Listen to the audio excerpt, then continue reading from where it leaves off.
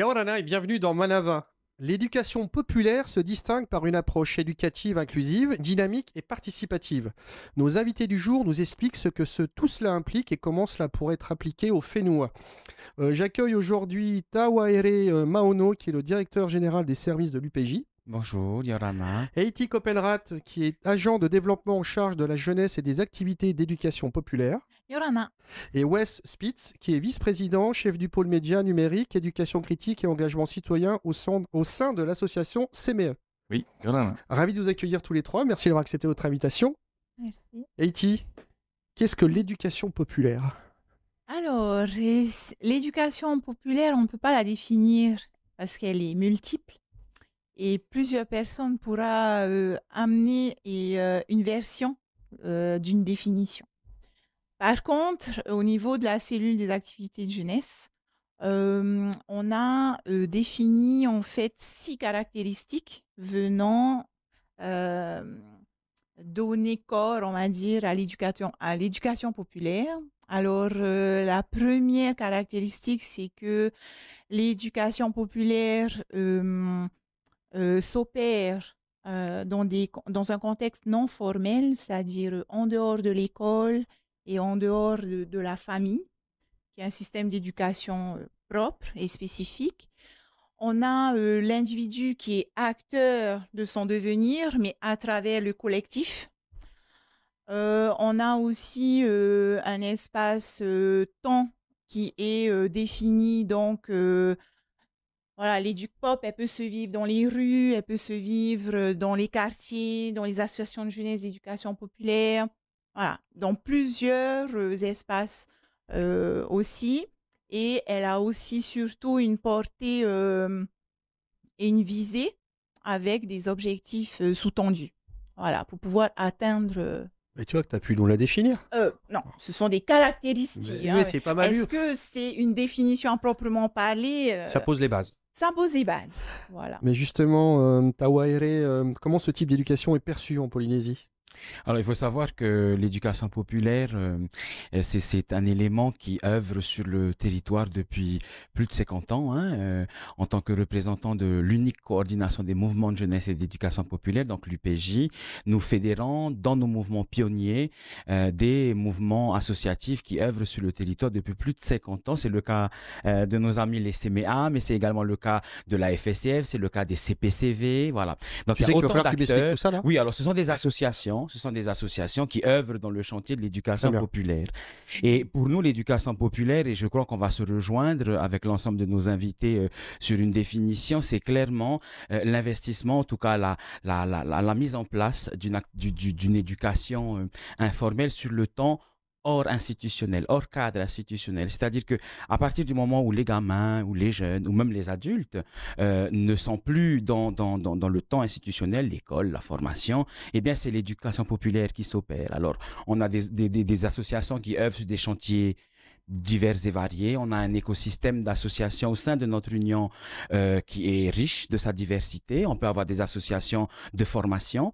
Ces formations, elles sont académiques. Ça sous-entend qu'il y a comment dirais-je, il y a l'entité, l'État, par exemple, la MAJS, qui œuvre sur la partie des formations et la direction de la jeunesse et des sports. Donc, c'est le cas des CMA. On a également des associations de quartier où là on n'est plus dans des activités de proximité, c'est l'association Rotuarea par exemple, où on a aussi des associations qui sont plus sur le côté environnemental, c'est le cas de l'association Sop Manu, ou des associations qui sont sur le plan culturel très investies sur la revitalisation des langues polynésiennes, c'est le cas de l'association Punareo. Donc c'est très large. Et comment est-ce que c'est perçu par la population? Alors c'est quelque chose de devenu, normal. je dirais, c'est vulgarisé? Vulgarisé, mais aussi très essentiel. Et je crois que c'est ce à quoi l'Union s'attache chaque année, c'est de mettre en lumière l'incidence sociale des actions mises en place par nos mouvements. Par exemple, les CMA, puisqu'ils sont présents, avec la mise en place des centres de vacances ou des formations BAFA, ça représente autant d'individus qui vont être formés à la vie en collectivité. Alors justement, on va en parler. C'est ouais, ça. Comment est-ce que, alors, à qui est-ce que tout cela est destiné et via quel type de formation? Voilà, alors auparavant, je voudrais revenir un peu pour compléter ce que disait Haïti tout à l'heure. Alors, l'éducation populaire, on est d'accord sur un certain nombre de choses, mais moi, là, pour faire simple, je dirais que l'éducation populaire, c'est une éducation qui a pour objectif de transformer la société en émancipant l'individu et le collectif en dehors justement des temps d'éducation formelle comme la famille et l'école. Donc, ceci étant dit, donc les actions que l'on va mener au quotidien, elles sont des actions de terrain, des actions très pratiques, hein. Donc, nous intervenons particulièrement dans notre cœur de métier historique qui sont les centres de vacances et de loisirs, mais nos actions sont également situées dans et autour de l'école, c'est-à-dire que nous accompagnons les élèves lors des pauses méridiennes, par exemple sur la commune de Punavia, dans un dispositif qui s'appelle l'accompagnement à la scolarité. Tu peux nous en parler un petit peu ? Oui, bien sûr. Alors, donc l'idée, c'est de proposer des activités éducatives aux élèves des écoles de Punavia, avec toujours ce souci d'émanciper l'enfant, de le rendre plus responsable, de l'intégrer en fait dans son milieu, et toujours avec des activités qui vont rendre l'enfant acteur. C'est pas quelque chose où on va consommer passivement, c'est plus des activités où on va mettre en œuvre une certaine démarche pour pouvoir ensuite être autonome. Alors Wes nous dit que ça peut être donc au sein des écoles avec certains enfants pour des moments bien dédiés, mais est-ce qu'il y a des lieux aussi, Haïti, est-ce qu'il y a des lieux dédiés? Est-ce que ça peut s'appliquer dans différents endroits? Est-ce que tu as des exemples à nous donner? À la DJS, déjà, on accompagne les encadrants de jeunesse et d'éducation populaire dans le cadre de leur mission sur le terrain, par le biais notamment de ce qu'on appelle les rencontres thématiques. C'est temps de rencontres comprennent des groupes de 12 à 15 personnes issus de différents milieux, de différentes associations de jeunesse, qui, pour favoriser un peu la montée en compétences, la recherche de qualité éducative et pédagogique une fois sur le terrain. Par exemple, l'année dernière, on a travaillé sur la rencontre thématique basée sur l'écologie culturelle. Et là, il a été question de proposer aux différentes personnes, aux différents participants, l'aspect, on va dire, de découverte de son environnement et de pouvoir ensuite le redistribuer une fois en formation, par exemple, avec les jeunes animateurs en formation. Voilà. Quel domaine on peut aborder ou quels domaines sont abordés? Est-ce que c'est très large? Est-ce que tu peux nous donner aussi des exemples concrets? Alors oui, les domaines, ils sont aussi diversifiés qu'on a d'associations. Comme Haïti le précisait et comme notre ami Wes également, l'écosystème des associations fait que voilà, on a des associations qui peuvent être investies sur, par exemple, je parlais de la SOPMANU, sur la sauvegarde des oiseaux endémiques de la commune de Paea ou de l'île de Fatouiva, où là, on a bien évidemment le volet environnemental, le volet prévention, mais il y a également toute la partie sensibilisation des publics. Sur Fatouiva, par exemple, on a des engagés en service civique qui sont mobilisés au sein de l'association et qui participent aux côtés de l'école de Fatouiva, de Omoa ou de Hanavave, à participer, à inclure le groupe scolaire, l'individu, l'enfant, dans la préservation de l'espèce endémique. Donc il y a des sachants qui vont venir donner dispenser leur savoir et partager leur savoir. Exactement. Bon, c'est un cas de figure, hein, parce que ensuite, dans le cadre des centres de vacances, comme l'abordait Wes, le vice-président des CMA, les centres de vacances, c'est une structure dans laquelle on travaille la pédagogie par les pairs, c'est-à-dire qu'il n'y a pas forcément de relation entre l'apprenant et voilà. Mais les jeunes apprennent à vivre avec les pairs, à grandir ensemble et puis à se servir de ses forces et de ses faiblesses pour faire grandir le groupe. Est-ce qu'en Polynésie, ce ne serait pas justement naturel, puisqu'il y a cet échange qui se fait naturellement, on va dire intergénérationnel, ou ce genre de choses, est-ce qu'il n'y aurait pas déjà une nature quasi innée en Polynésie? Alors si, et je crois que c'est un élément très important à préciser parce que dans nos relations avec nos homologues nationaux, on se rend compte quand même que, par exemple, le dispositif des centres de vacances sur le territoire national, hein, en métropole, est en parfait déclin. Alors que sur le territoire de la Polynésie française, fonctionne très bien. Le vivier des centres de vacances, des acteurs de centres de vacances, c'est le tissu associatif le plus dense que nous avons dans notre union. Donc, ce qui montre aussi qu'on a une société qui est très ouverte et qui fait attention les uns aux autres, c'est pas mal du tout ça. Wes, qui dispense et qui anime les formations? Alors, eh bien, les formateurs, hein. Non, ça va dépendre. Alors, comment sont-ils formés, si tu veux bien? Ça va dépendre des pôles d'activité. Parce qu'on en a plusieurs. Alors, essentiellement, nos formateurs s'occupent de la formation en animation volontaire. C'est-à-dire comment est-ce qu'ils sont choisis? Ils sont choisis, d'une part parce qu'ils ont le diplôme adéquat, hein, donc le niveau de diplôme adéquat, et d'autre part parce que ce sont des militants. Donc, ce sont des gens qui décident à un moment donné de s'investir dans la formation et qui nous proposent leur candidature en disant « Moi, ça m'intéresserait d'être formateur, d'être instructeur. » Il y a une démarche. Voilà, il y a une démarche qui est volontaire. Parce que ce qui est important pour nous, c'est l'engagement, c'est le militantisme. Donc, c'est souvent comme ça. On va coopter des personnes qui se sont montrées volontaires et qui veulent faire de la formation. Et tu parlais de diplôme ou de niveau. Est-ce qu'il y a un prérequis? Est-ce qu'il y a des diplômes particuliers à avoir ou... Alors oui, si on veut par exemple former des animateurs, donc, le minimum c'est d'avoir le brevet d'aptitude aux fonctions d'animateur, donc le BAFA. Et si possible, c'est mieux d'avoir plus comme le brevet d'aptitude aux fonctions de directeur. Parce qu'il y a la partie aussi gestion d'une collectivité qui est importante. Et donc, c'est bien que nos formateurs aient aussi cet aspect-là. Donc, si nos formateurs ont pu avoir des expériences de direction de centres de vacances, ils seront encore plus à même de former des animateurs sur le côté pratique. Haïti, dans quel cadre concret l'éducation populaire est applicable et quelle est sa finalité? Alors, comme l'a dit Wes, hein, je le rejoins, et Tawahiri, on est dans une finalité de transformation sociale, hein, avec sur la base d'une qualité éducative apportée. Voilà, on a cette responsabilité de partager nos compétences, mais également de pouvoir les traduire sur le terrain. Il ne s'agit pas juste d'avoir la volonté. Il faut pouvoir apporter avec méthode une pédagogie suffisamment claire pour les acteurs de terrain, en fait. Voilà. Tawahiri, en quoi cela peut modifier son mode de vie, son mode de pensée? Et comment est-ce que c'est applicable au quotidien? Alors tout simplement parce que je pense que l'éducation populaire, il porte également dans son ADN un élément, je dirais, essentiel, c'est l'engagement. Notre ami Wes en parlait et sa fonction est à l'image de mes propos. Quand on est vice-président d'une association, on est bénévole, on est engagé et puis on est comme investi d'une mission et je crois que c'est ça le cœur ardent de l'éducation populaire. Travailler hors du cadre institutionnel, ça nécessite du bénévolat, ça nécessite de se dire, ok, je travaille la journée, mais en dehors de mon temps de travail, j'offre mon temps à la société, j'offre mon temps à ma collectivité, à ma communauté. Et je crois que c'est ça la force de l'éducation populaire. Et donc, il n'y a, je pense, pas d'autre finalité dans l'éducation populaire que celui de la transformation de la société.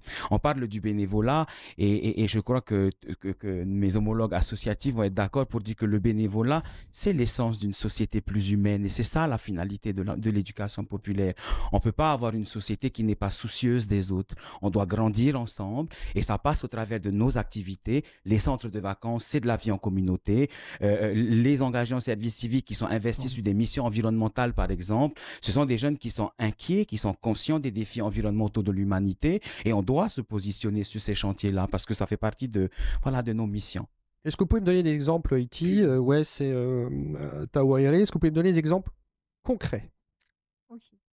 Bon, moi, je pourrais parler, par exemple, d'une aide de l'État et du territoire qu'on appelle le FONGEP. C'est un fonds dédié aux encadrants de jeunesse et d'éducation populaire qui est utilisé pour les rémunérer. C'est-à-dire que il y a une évolution possible après le BAFA, après le BAFD. Il y a des formations possibles pour encore gravir les échelons.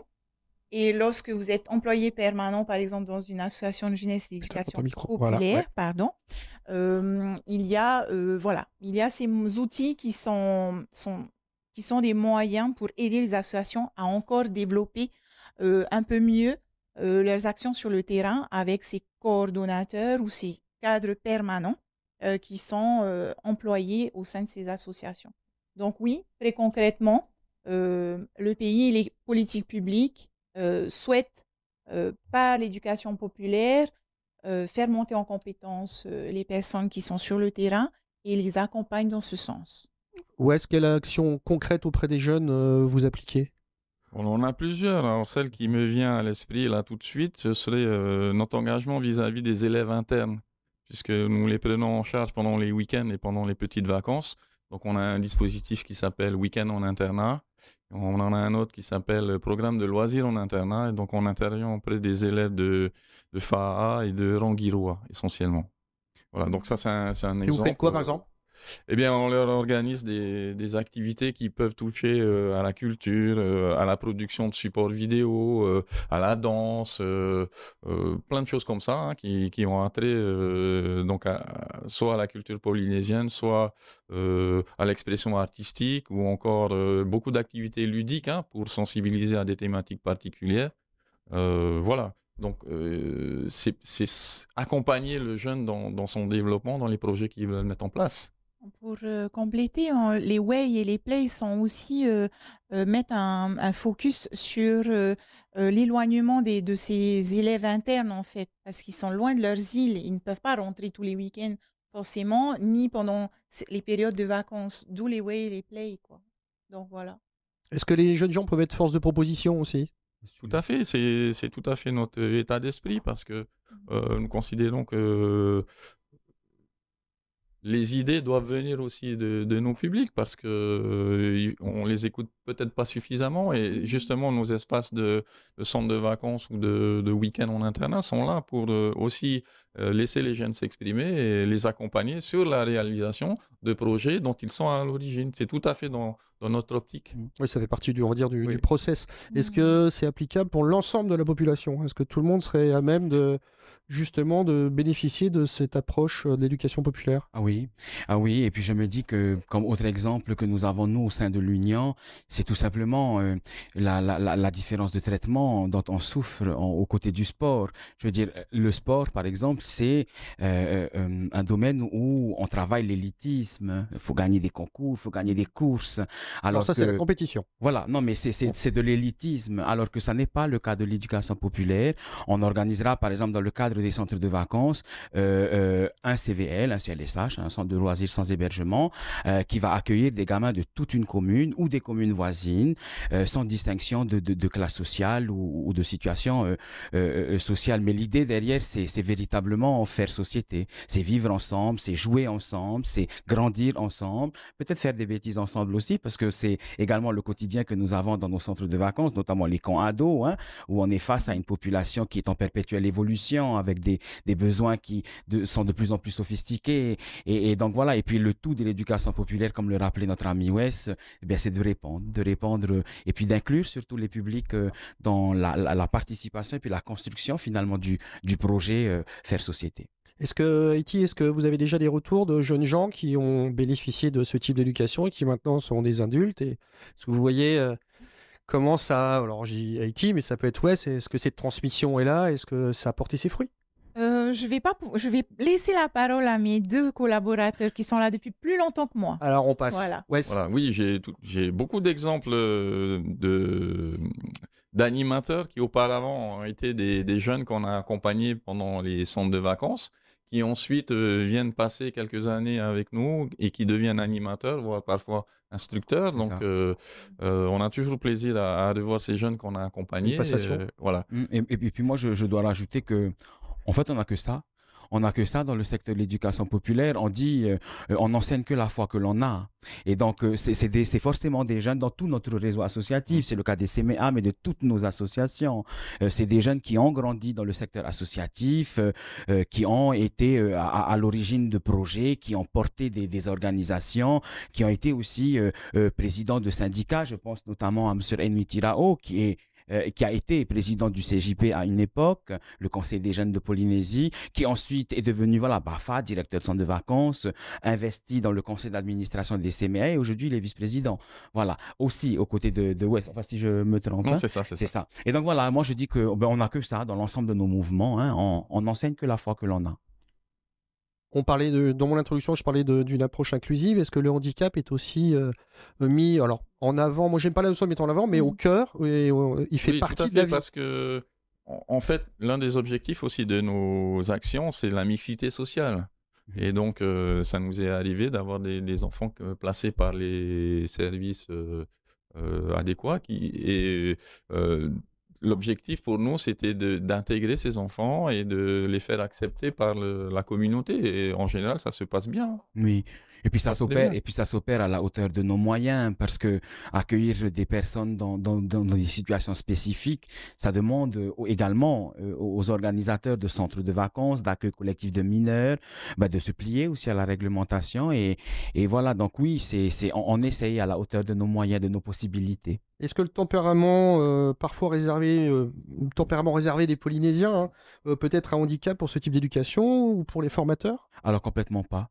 Complètement pas, parce que dans l'éducation populaire, et je pense que je le disais tantôt, c'est la force des mouvements associatifs de l'éducation populaire, c'est des gens engagés, dévoués, investis, et donc voilà, ils n'y vont pas de main morte de temps en temps, et notamment quand il faut faire entendre la voix, parce que on peut à un moment donné se sentir être en décalage entre les décisions, les trajectoires qui sont très certainement prises à un autre niveau et notre quotidien, parce que nous sommes au cœur de nos projets, nous sommes au cœur des communautés, aux côtés des gamins, et donc des fois, voilà, on se rend compte que sur le plan institutionnel, ça correspond pas toujours, et je peux vous dire que l'ensemble de nos présidents associatifs savent se faire entendre. Haïti, l'éducation populaire encourage le questionnement et la remise en question des normes établies. Oui. Comment cela est compatible avec notre société? Eh bien, il faut faire avec. J'ai envie de te dire. Je ne m'attendais pas à ça comme réponse. Oui, en fait, je pense que effectivement, il faut tout pour faire un monde. La différence fait partie de chacun d'entre nous. Donc, si on vient à cloisonner les choses, on n'avancera pas. Non, il faut être dans l'ouverture. Je pense que l'état d'esprit EducPop, c'est ça. C'est soit on l'est, soit on l'est pas. Mais si on l'est, on y est, quoi. Et on s'engage. Voilà, c'est une force vive en fait, et il y a beaucoup de mouvements de personnes qui viennent et qui repartent. Il y en a qui restent pendant plusieurs années, qui acquièrent de l'expérience au fil du temps, et voilà, ces personnes-là peut-être s'essoufflent aussi, et puis il faut penser aussi à la relève. Donc la formation, je pense qu'elle est continue, de toute manière. Ouais, c'est une façon aussi de former les citoyens de demain.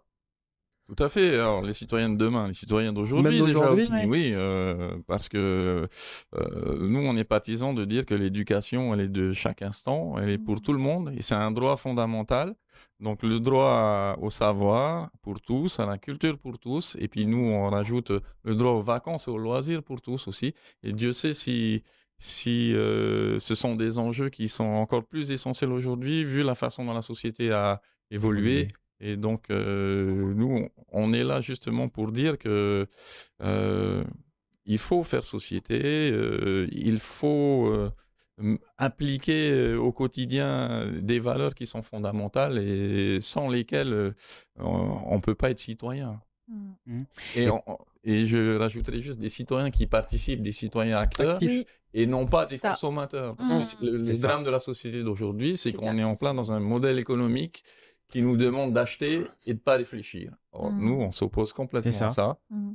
On est des citoyens acteurs. Et puis, c'est complètement compatible, parce que je crois que c'est dans le bouleversement que les choses évoluent. Et c'est le tout de l'éducation populaire, c'est interroger, c'est mettre en réflexion les éléments qui s'opèrent sur notre territoire. Est-ce que ça correspond, est-ce que ça correspond pas? On parle des centres de vacances, par exemple, mais je ne sais pas si les gens comprennent que le tout premier centre de vacances a eu lieu en 72.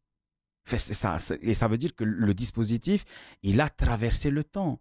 Et moi qui suis à la direction de l'UPJ, on avait, par exemple, dans les années 2000, un dispositif qui s'appelait le Upanui, qui devait répondre à offrir la possibilité aux jeunes des territoires éloignés de la commune de Papeete de pouvoir fouler la scène de Toata ou de Veille-été. Aujourd'hui, ce dispositif n'a plus lieu d'être parce qu'il n'y a pas le même besoin. Aujourd'hui, on a le Houda Tapairu, tout le monde peut y aller, tout le monde peut être candidat au Heiva. Donc, les choses ont évolué. Voilà, ça ne répond plus. Ça ne répond plus. Et je crois que l'éducation populaire, c'est le terrain parfait pour mettre en réflexion les problèmes, les inquiétudes, les difficultés que nous avons sur le terrain. C'est le cas de l'employabilité des jeunes, c'est le cas de la situation sanitaire des jeunes, parce qu'on n'en parle pas beaucoup, mais le dernier rapport de l'OMS sur la santé mentale des jeunes en Océanie est alarmant. Et donc voilà, et donc on se sert de toutes ces réflexions pour offrir des réponses aux besoins de la société, de la communauté, du territoire. Bon, ben voilà, donc une approche éducative qui incite à se poser des questions et à phosphorer, on va dire. Merci d'avoir répondu à mes questions. Vous retrouvez tout de suite le VA, votre journal en tahitien. On se retrouve demain à 17h15. Bonne soirée sur TNTV.